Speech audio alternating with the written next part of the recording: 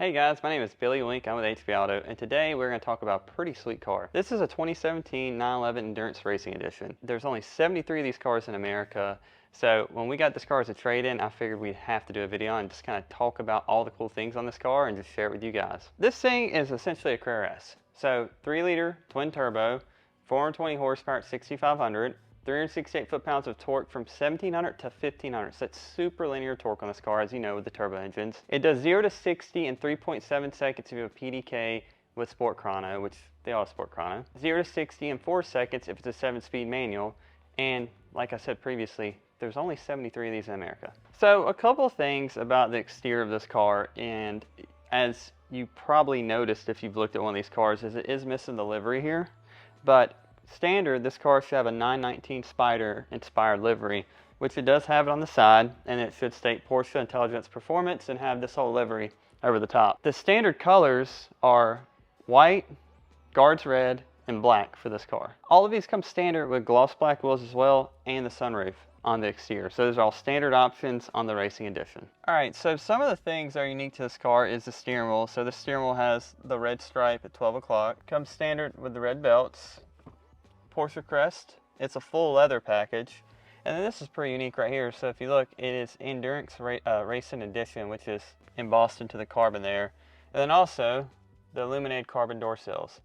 So as you can see, full leather, and then this is also really cool. So Porsche Intelligence Performance is embossed right here on the center console. So very nice package that comes with the interior on this car, and it looks phenomenal in person. So these are the actual factory carbon fiber floor mats that come with the car. Assuming that the previous owner was probably thinking the same mindset we are, because they weren't installed in the car. There's some that are just regular floor mats. It's probably a good idea to preserve these because it is a pretty unique feature on the interior package of this car. So just to recap, some of the standard options on this car is Sport Chrono, rear axle steering, 20-inch Carrera S wheels in gloss black, PDCC with PASM lowering, so basically it's got the 20mm lowered suspension on it.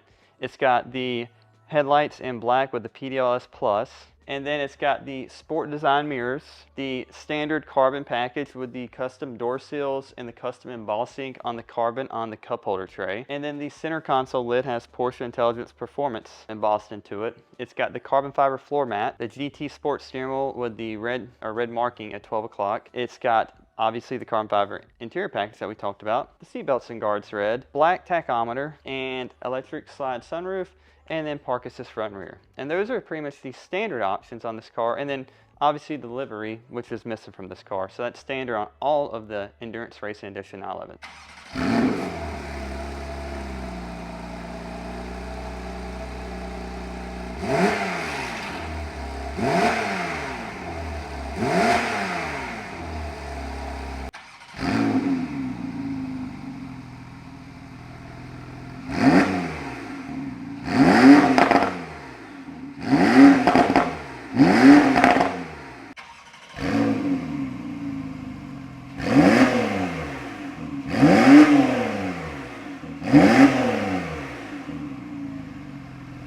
So I don't know if you noticed this, but when we did the exhaust revs, we did normal mode, we did sport mode, and sport plus. On the second rev we did, you heard the backfire, the popping, right? When we did the third one, which is sport plus mode, there was no backfire and popping. Isn't that strange? So I don't actually know the answer to that, but I do have probably a good guess. Is there something to do with where the tune and timing is a little bit less advanced, I'm guessing? But there's a reason, there's something going on with the tune. So there's actual difference in sport and sport plus tuning, because I noticed this the first time like 12 months ago on a car, and I figured it was just tuned. But now I've noticed on every one of these cars, if you have it in sport mode, it backfires and gurgles when you're downshifting and revving the car. But if you're in sport plus mode, it goes away. I'm going to look into that and figure it out, but it's something interesting I have discovered. So when I'm doing these videos, I like to kind of think about, like, if I was buying this car, what else could I compare it to? Well, generally speaking, most Porsche buyers stay within Porsche. There are some of the guys that have like the GT3RSs and GT4s, where they'll have 48s and, you know, F12 Ferraris and Lambos and all those things. But generally, the guys that are kind of closer to this range of Porsche kind of stay with Porsche.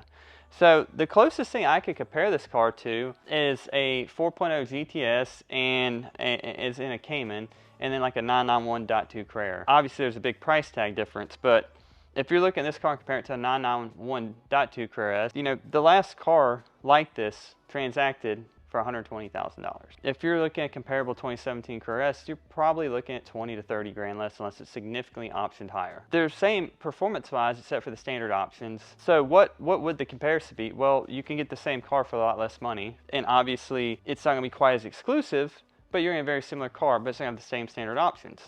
But if you go with this car, it's one of 73, it's more likely to hold value longer, it's more likely to become a collector's car, and you're going to get all the standard performance packages as a standard option on this car. So that's kind of a comparison. If you're looking, okay, I'm thinking about buying this car, why should I pay 30 grand extra? Well, it's one of 73, and it's extremely high option compared to most Carreras you're going to see online. So the other car you could compare to, and again, it's going to be a different price point. Right now, it's about a 20K delta, depending on the option, is a Cayman GTS 4.0. So why would you choose that car? Well, it's going to be a little bit more lighter and nimble because it's a smaller car. You're going to get a little bit different weight transfer with it being mid-engine.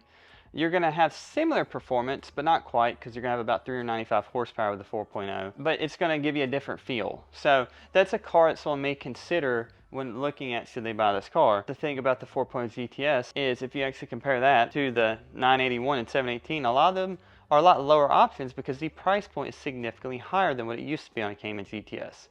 So that's where you may think, maybe I'm better off getting this car because of the exclusivity and I'm not going to lose as much money in the long run. So if you're looking at comparing this car between a 718 GTS 4.0 and a 991.2 Carrera S, that's probably a good comparison. Obviously the price point's higher, but it's somewhere I'd be comparing at if I'm looking at this car. I always like to talk about maintenance, right? What does it look like in terms of the schedule and everything that's required to maintain the car? So like any other standard 911, you've got the 1 year 10K. All that is engine oil filter inspection, check for campaigns, recalls, etc. Then you have what's called the intermediate, 2 years, 20,000 miles, engine oil filter, brake fluid flush, cabin filter, inspection, check for updates, etc. 3 years, 30,000 miles, engine oil filter, inspection, but then also it's turbo, so we needed the spark plugs and take care of those. Then at 4 years, 40,000 miles, you've got the intermediate service combined, right? So you've got engine and oil filter, cabin air filter, brake fluid flush, then you also need to do the air filter as well, and then the PDK clutch fluid. Now, Porsche doesn't recommend the diff fluid, but we recommend going ahead and taking care of the diff fluid while you're in there, just as an extra precautionary to make sure the PDK lives a long and happy life. Then you have the 5 year 50,000, which is essentially just a minor service, engine oil and filter, inspection, check for campaigns, etc. Then you've got the 6 year 60,000 mile, which is spark plug, cabin air filter, brake fluid flush, engine oil filter, and drive belt. And then just a thorough inspection, check for campaigns and updates. So a couple of recommendations is we recommend doing the coolant at 3 years or 30,000 miles. Porsche doesn't do that. I believe it's 120,000, 12 years on these cars, but it kind of helps prevent the coolant system from failing as prematurely. We also recommend 5,000 mile oil changes, and then like I said previously, we recommend doing the diff fluid when you do the PDK service as well. The last thing I want to cover is just common problems, since pretty much this is the same thing as any other 991.2, which is pretty low amount of common problems on these cars. What we see in our service department usually is the water pump failure, which is kind of not necessarily super common, but we do see it quite a bit. In fact, there was a period where we were seeing these things constantly failing. This is pretty much a common issue we see across all Porsches. The other thing we have seen is the spoiler harness and the third brake light, kind of the same as the .1 911s, and basically the harness gets brittle and cracks, and it causes the spoiler not to function, or in some cases the motor fails and the third brake light doesn't work. Another thing we see commonly is the door panels warping and lifting up. As you can see, these are obviously in really good shape on this car, but that is a common problem pretty much on all 9X1 platform cars. We do see some diverter valve issues with these cars, especially if you tune them. If you tune these cars, you definitely need to upgrade the diverter valves. And then the last thing is the PDCC, which is more of a maintenance thing. If they're neglected on the maintenance side of things, it can get worse, but we have seen failures even in cars that were maintenance. Overall, not a lot of common problems with these cars. Probably one of the more popular platforms for 911 because they're extremely reliable, and a great tuning platform as well. So I hope you enjoyed my video on the car. When I saw this car coming, I'm like, we gotta do a video on this because it's pretty rare and we probably won't see one again for a while. So I just try to cover all the things that you would think about, and hopefully it gives you more insight on what this car is like and just some of the differences between it and other comparable cars. If you have any questions, comment below. We always check our comments, and we hope you enjoy the video, and please like and subscribe. Thank you.